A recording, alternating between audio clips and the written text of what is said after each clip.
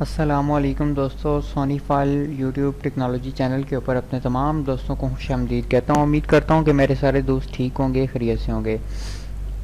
دوستو، Google AdSense نے ایک نئی اپڈیٹ لانچ کی ہے جس کے بارے میں آپ لوگوں کو ابھی گائیڈ کروں گا کہ وہ کس طرح آپ کی ارننگ پہ افیکٹ کرے گی اور آپ نے اس سے کس طرح بچنا ہے۔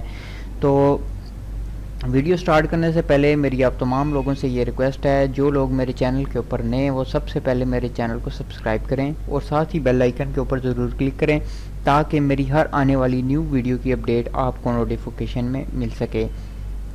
تو چلے بڑھتے ہیں آج کے ٹاپک کی طرف اور سٹارٹ کرتے ہیں۔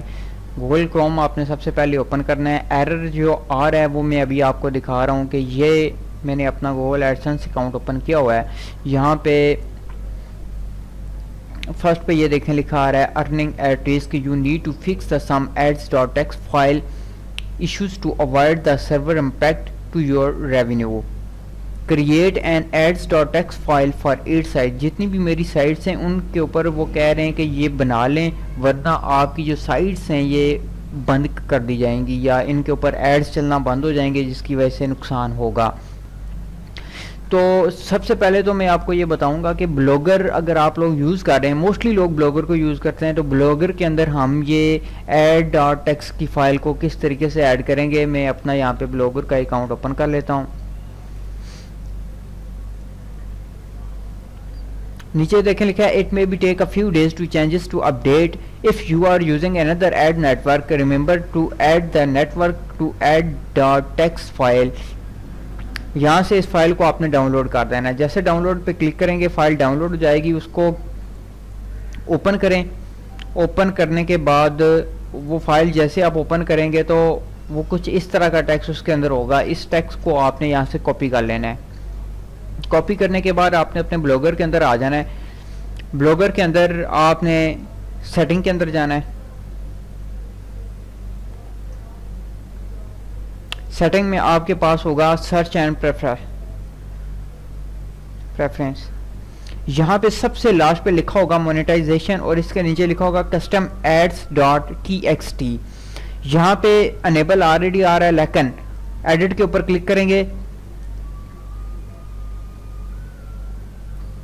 تو وہی کوڈ جو آپ نے ادھر سے کاپی کیا ہے وہ اپڈیٹ کوڈ ہے، اس کو کاپی کر کے یہاں پیسٹ کریں اور سیو چینجز کے اوپر کلک کر دیں۔ جیسے آپ سیو چینجز کے اوپر کلک کریں گے تو یہ آپ کی چینجز سیو ہو چکی ہیں اور آپ کی ویب سائٹ کے اوپر یہ کوڈ آ گیا ہے۔ اگر اب آپ اسے چیک کرنا چاہتے ہیں کہ یہ کس طریقے سے شو ہوگا، اگر کس طرح آپ چیک کرنے کا بھی طریقہ بھی میں آپ کو بتاتا ہوں۔ چیک کرنے کا طریقہ کار یہ ہوگا کہ آپ کی ویب سائٹ کا نیم اور slash ads dot text, for example میں نے یہ اپنی نیو براؤزر کے اندر ویب سائٹ میں اپنی اوپن کرتا ہوں، یہ میری ویب سائٹ ہے اور slash ads dot T X T HTTPS www dot, تو یہاں پہ یہ شو ہو گیا ہے۔